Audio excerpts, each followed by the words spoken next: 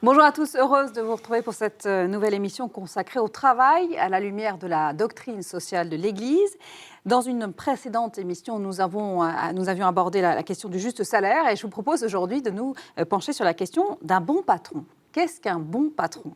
On pourrait dire sans doute plein de choses à ce sujet, mais nous allons nous appuyer comme toujours sur cette doctrine sociale de l'Église et sur l'expérience de nos deux intervenants. Joseph Touvenel, bonjour, vice-président de la CFTC, la Confédération française des travailleurs chrétiens, et puis Édouard Tétrault à vos côtés, comme d'habitude, économiste et conseiller de dirigeants d'entreprise. Bonjour Édouard.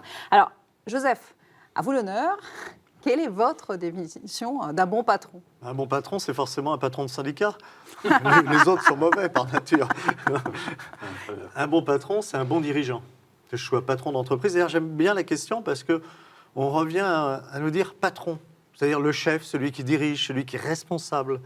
Alors que le langage courant, petit à petit, on ne parle plus de chef d'entreprise, on ne parle plus de patron, on parle d'entrepreneur.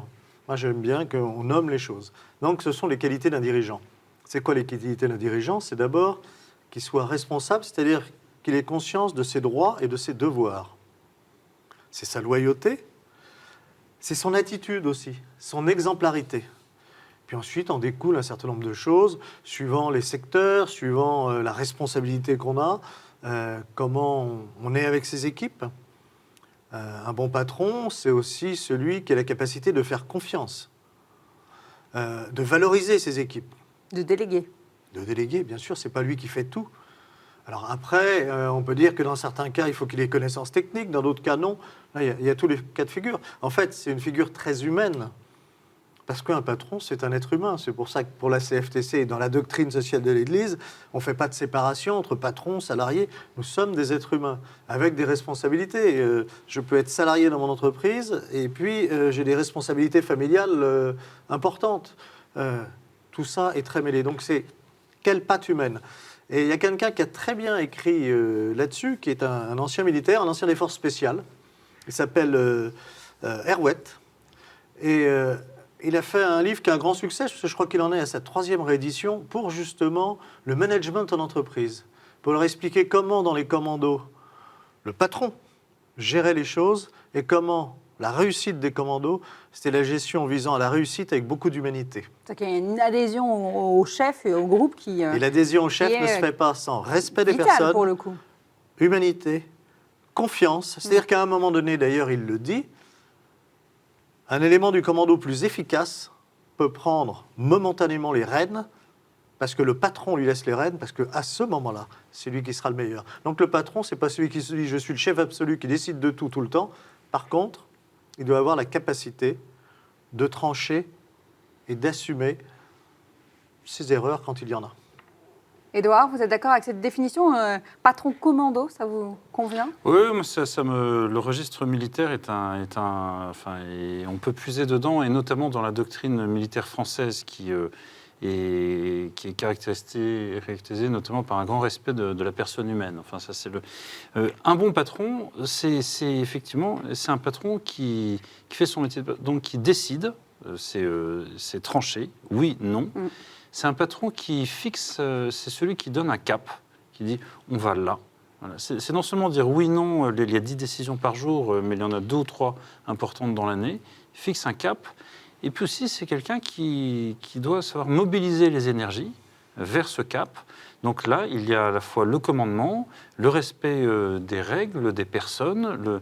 Et enfin, un bon patron, c'est aussi un patron qui a des résultats. Oui, j'allais dire que vous aviez un peu oublié cette dimension-là quand même. Non. Un bon leader sans résultat, à un moment, il va être dégagé. On se la garder pour la deuxième partie de notre débat, mais et là, le sujet, c'est quel résultat juge-t-on pour dire si un patron est bon ou pas? Est-ce que c'est exclusivement le résultat financier?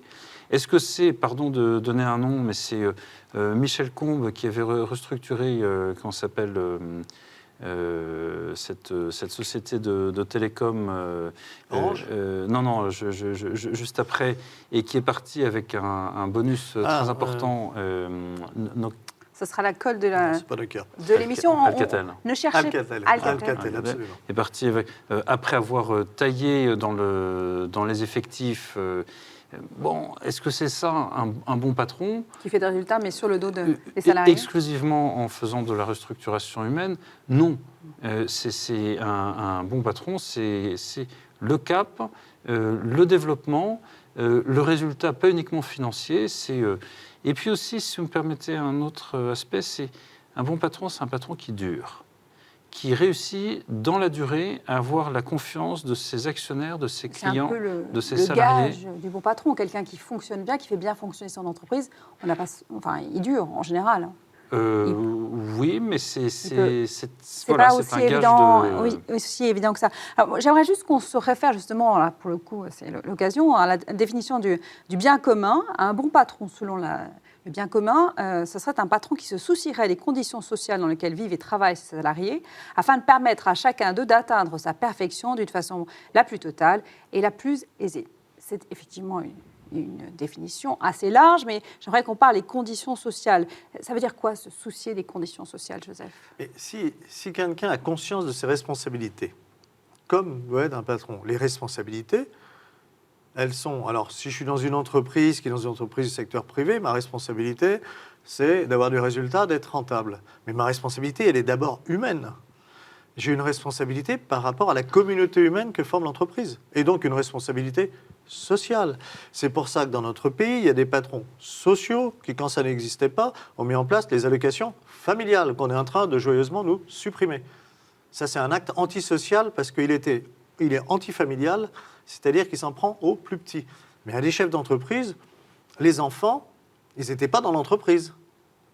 Leur notion du bien commun, c'est de dire, oui, mais si j'ai des salariés qu'on charge de famille, alors j'ai un rôle vis-à-vis d'eux et vis-à-vis de la société qui fait que je leur apporte un plus pour qu'ils puissent élever dignement leur famille.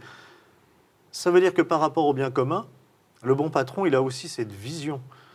Il n'est pas juste dans la réussite de mon entreprise, avec mes équipes. Ce n'est pas qu'un gestionnaire, ce que vous Il dites. est aussi dans un environnement, qui est l'environnement de l'ensemble de la collectivité de travail, mais aussi l'environnement du pays et l'environnement de la planète.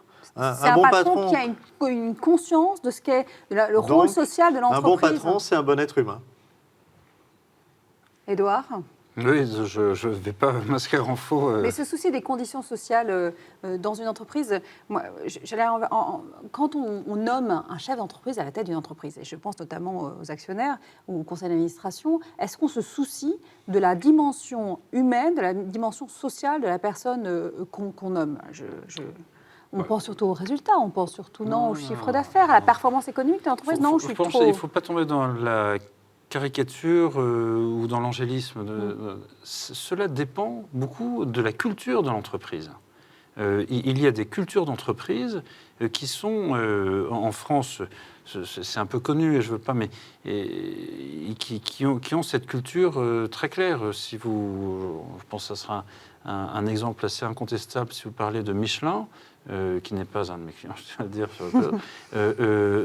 Vous avez là une entreprise qui a une habitude et qui s'est fait une priorité dans la gestion de son développement, et d'ailleurs, ils ne disent jamais la ressource humaine, mais du personnel, des personnes.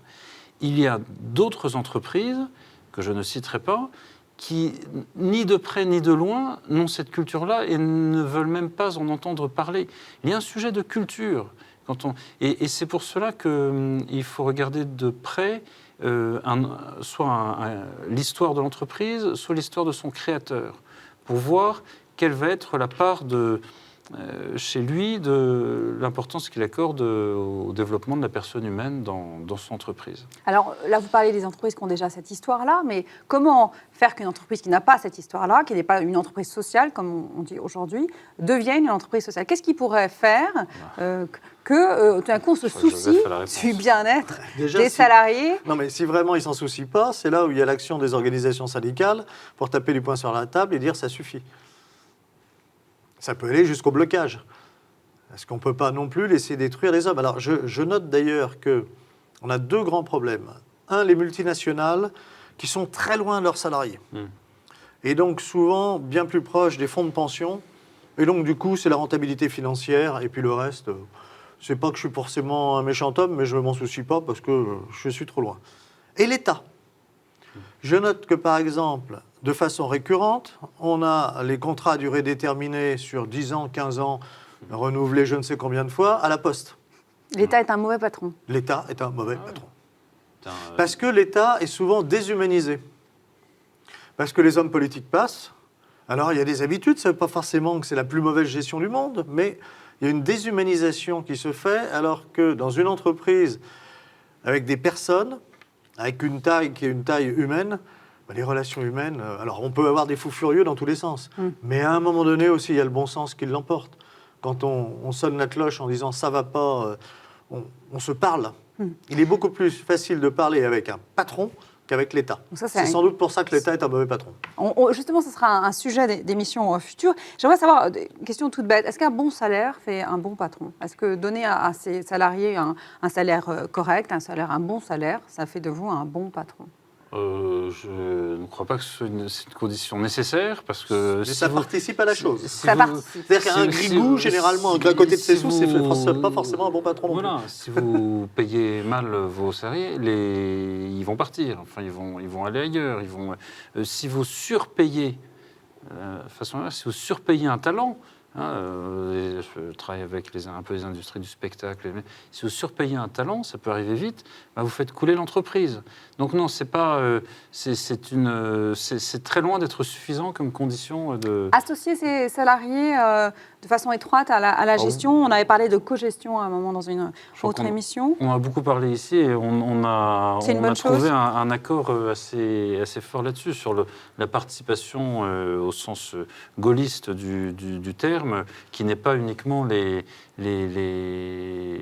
participation financière. C'est aussi la participation à la gestion au quotidien de l'entreprise. En plus, c'est de l'intelligence. Si je considère qu'on est dans une communauté humaine, comment ne pas associer mes équipes à la réflexion sur l'avenir de ce qu'on fait ensemble? Effectivement, c'est une perte de valeur ajoutée que de diriger seul, en fait, d'une certaine façon. Et c'est un élément pour dire, c'est pas un très bon patron, parce que le bon patron, il n'a pas peur de ses subordonnés. Souvent, on voit que c'est la crainte des subordonnés. En plus, c'est la crainte de ceux qu'ils ont embauchés. Donc, ils sont tellement mauvais qu'ils embauchent des mauvais. Alors, je comprends qu'ils ne veulent pas faire travailler avec eux. Je préfère des gens qui sont bien, qui embauchent des bons, et donc qui travaillent ensemble en donnant des vraies responsabilités aux bons. Et qui donnerait l'initiative à ses salariés, et qui favoriserait la prise de responsabilité. Merci à tous les deux. On va s'arrêter là. On a plein d'autres sujets déjà évoqués et qu'on abordera dans de futures émissions. Vous pouvez retrouver à l'intendant cette émission sur kto-tv.com et je vous dis à la semaine prochaine.